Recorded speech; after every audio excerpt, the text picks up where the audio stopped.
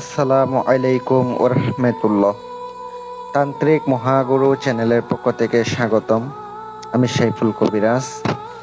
আজ এমন একটি মন্ত্র আপনাদের সামনে নিয়ে আসলাম যে মন্ত্রের মাধ্যমে খুব সহজে বশীকরণ করতে পারবেন। খুব সহজে বশ করতে পারবেন এমন একটি বশীকরণ মন্ত্র নিয়ে আপনাদের সামনে হাজির হলাম। খুব পাওয়ারফুল একটি মন্ত্র। এই মন্ত্রের মাধ্যমে যদি কাজ করেন অবশ্যই কাজ হবে, বিফলে যাবে না। মন্ত্রটির অনেক নিয়ম বিধি আছে, অনেক নিয়ম আছে। আমি যেই নিয়মে কাজ করে উপকৃত হয়েছি ওই নিয়মটা দেব। বিভিন্ন জনে বিভিন্ন নিয়মে দিছি, কিন্তু আবার মন্ত্র জাগাইতে হয়। মন্ত্র যে জাগ্রত না করেন, সিদ্ধ না করেন, ওই মন্ত্র কাজ করে না। ওইটা অবশ্যই মাথায় রাখবেন। আর অনেকে আমারে বলেন, ভাই এমন এমন কিছু মন্ত্র দিবেন যে মন্ত্রগুলা সিদ্ধ করা লাগে না, জাগ্রত করা লাগে না।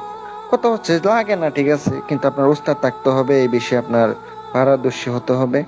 যদি আপনি এই বিষয়ে অভিজ্ঞ হয়ে থাকেন তাইলে কাজ করে উপকৃত হবেন। অনেকে আমার ফোন দিয়ে বলেন কাজ করে দেন। ভাই নিজের কাজ নিজে করেন, আমার দ্বারা কাজ করাইতে হইব না। আবার আমার দ্বারা কাজ করাইতে গেলে খরচ দেওয়া লাগবে। অনেকে তো খরচে ভয় পান।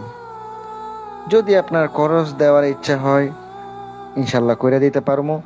প্রত্যেকটা কাজ হবে এমন ভাবে কইরা দিমু যতটুকু আপনার কাজ যতদিন না পর্যন্ত হচ্ছে না ততদিন লেগে থাকবে একটা কাজের পিছনে ইনশাল্লাহ। একটু মনোযোগ দিয়ে শুনেন। আজকের মন্ত্রটি খুব পাওয়ারফুল একটা হিন্দু মন্ত্র। এটা কিন্তু মুসলিম মন্ত্র না, এটা একটা হিন্দু মন্ত্র। মন্ত্রটি আপনার সিদ্ধ করতে হবে। কিভাবে সিদ্ধ করতে হবে আগে মুখস্থ করে নেবেন। শনিবার দিন পাক পবিত্র হয়ে গোসল কইরা বসবেন, দক্ষিণ দিকে মুখ করে একটা নিরালয় একটা জায়গার মধ্যে বসবেন। বসার পরে আপনাকে মন্ত্রটি 108 বার জপ করতে হবে। কি দিয়ে জপ করবেন? অনেকের রুদ্রাক্ষর মালা থাকে, আবার অনেকের থাকে না। এই রুদ্রাক্ষর মালা জাগ্রত যাদের আছে তারা কাজ করলে খুব দ্রুত মন্ত্র জাগ্রত হয়। আর আমার কাছ থেকেও রুদ্রাক্ষর মালা নিতে পারেন। কিছু বড় আছে, কিছু ছোট আছে। আপনার ছোটগুলা কম দাম আছে, যেগুলা বড় ওগুলাই একটু দাম বেশি। আপনারা চাইলে ওই রুদ্রাক্ষর মালা আপনি সংগ্রহ করতে পারেন। ওই মালাটা দিয়ে জপ করতে হবে। ওই মালা দিয়ে জপ করলে যে কোনো কাজ হবে। 108 বার জপ করার পর আপনার মন্ত্রটি স্বয়ং সিদ্ধ হবে। আর মন্ত্রের মাঝখানে কিন্তু অমুক বলা আছে, অমুক নাম, যেখানে নাম বলা আছে, মোর যেখানে আছে ওখানে কিন্তু কোনো কিছু বলতে হবে না। অমুকের যেখানে আছে ওখানে অবশ্যই কাঙ্ক্ষিত ব্যক্তির নাম রাখতে হবে, নিতে হবে। সিদ্ধ করার সময় কিন্তু নাম প্রয়োজন নাই, কোনো কিছু বলতে হবে না। যেভাবে আছে এইভাবে পড়বেন। কাজ যখন করতে যাবেন তখন অবশ্যই নাম নিতে হবে। যদি আপনি নাম না নেন তাইলে আপনার কাজ হবে না।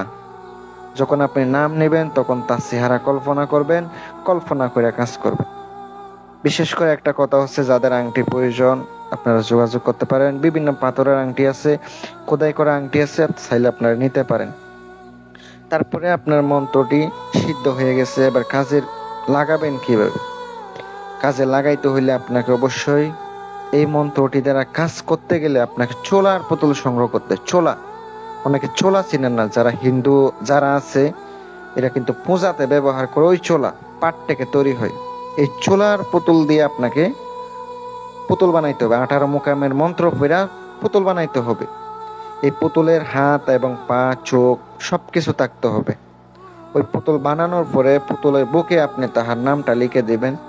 আপনাকে লিখে দেওয়ার পরে 3টা তুলসী পাতা সংগ্রহ করবেন।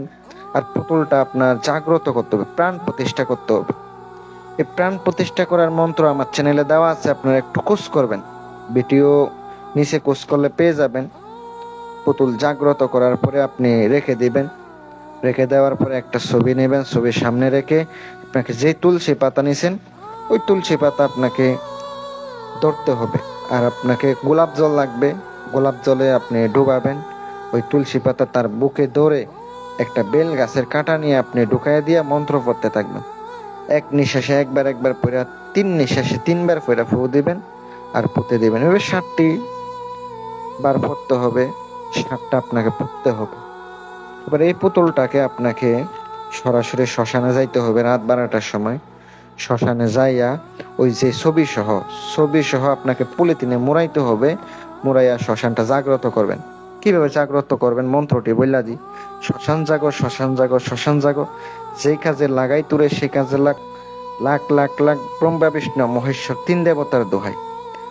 আপনি ওখানে দাঁড়াবেন, শ্মশানে ঢোকার আগে পা দিবেন। পা দেওয়ার পরে আপনি এই মন্ত্রটি পড়বেন। পইরা আপনি চারদিকে 4 বার পইরা তালি দিবেন, তাহলে ওই শ্মশানটা জাগ্রত হবে। এবার শ্মশানে গিয়ে আপনাকে এটা পুঁতে দিতে হবে। তাহার নাম নিয়ে নিঃশ্বাস বন্ধ করে পুঁতবেন। আর পিছনে না তাকিয়ে সোজা চলে আসবেন। যদি আপনি পিছনে তাকান, কোনো সমস্যা হয়, তাহলে কিন্তু আপনার ক্ষতি হবে।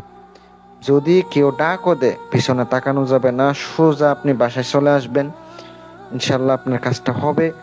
যদি সমস্যায় পড়েন, আমি দায়ী থাকবো না, আমি বা আমার চ্যানেল দায়ী থাকবো না, এতে বিপদ হইতে পারে। সকলে ভালো থাকবেন। দোয়া রইলে আপনাদের জন্য, অনুমতি সবাইরে দিলাম। যদি আপনারা আমার মাধ্যমে কাজ করাইতে চান, স্ক্রিনে আমার নাম্বার দেওয়া আছে, ইনশাল্লাহ যোগাযোগ করতে পারেন। ভালো থাকবেন। আল্লাহ হাফেজ।